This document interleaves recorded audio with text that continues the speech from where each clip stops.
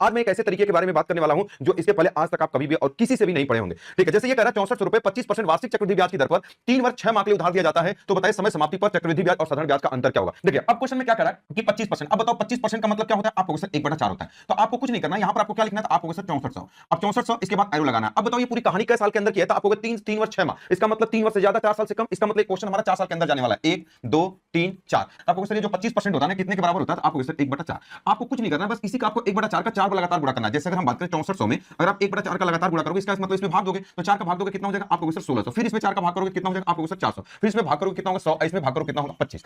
अब बात क्या करना है, अब देखो अगर क्वेश्चन कंप्लीट होता तो आप बता देते, 3 साल का होता तो 331 लगा देते, 4 साल का होता तो 4641 लगा देते, ये रेशियो होता है। तो अगर क्वेश्चन के बारे में बात करें तो आप कहोगे ना 3 साल का है ना 4 साल का, क्वेश्चन बीच का है, तो बस आपको ये देखना होता है कि इसमें कंप्लीट का साल आप कहोगे 3 साल, तो 3 साल का रेशियो क्या होता है, आपको सर 3 साल कंप्लीट है तो पहले 3 साल वाला कंप्लीट लिखो 3, आपको सर 3 और फिर वहां पर क्या लिखोगे 1 लिखोगे 331। लेकिन क्वेश्चन 4 साल तक के अंदर गया है तो अब 4 साल का बनाओ। 4 साल का क्या होता है 4641, तो इसको 4 होना चाहिए, आपको सर 1 जोड़ेंगे तो 4 हो जाएगा 4, इसको 6 होना चाहिए, आपको सर 3 4 6, इसको कहोगे 4 तो ये 3 हो जाएगा और ये कितना हो जाएगा 1। यहां तक आप लोगों ने पढ़ाया कि 3 साल का रेशियो 331, 4 साल का 4641 होता है, लेकिन 3.5 साल का रेशियो कैसे बनाओगे इसके बारे में हम लोग बात करते हैं।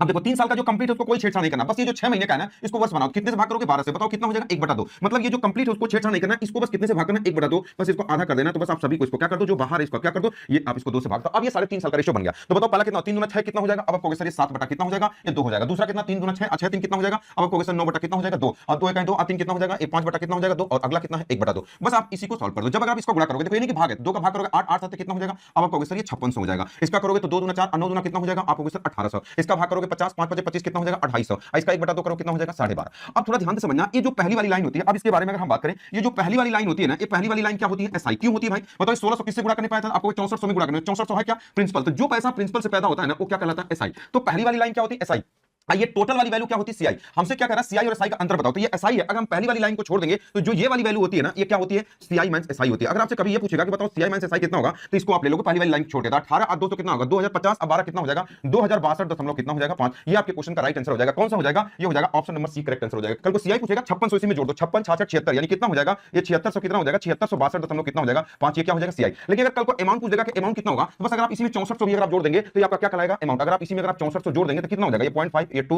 ये 6 हो जाएगा 6 4 10 ये 14062.5, अपना कैलकुलेशन कर लीजिएगा। तो इससे सब चीज आप बता सकते हो। पहली वाली लाइन एसआई, टोटल वाली वैल्यू सीआई, पहली वाली लाइन को छोड़ दोगे तो सीआई माइनस एसआई। तो यही आपसे पूछा था, बताओ सीआई माइनस एसआई क्या होगा, तो यहीं तक आपको लेना है। और टोटल को जोड़ दोगे तो क्या कहलाएगा अमाउंट कहलाएगा। क्या ये वाली बात समझ गए।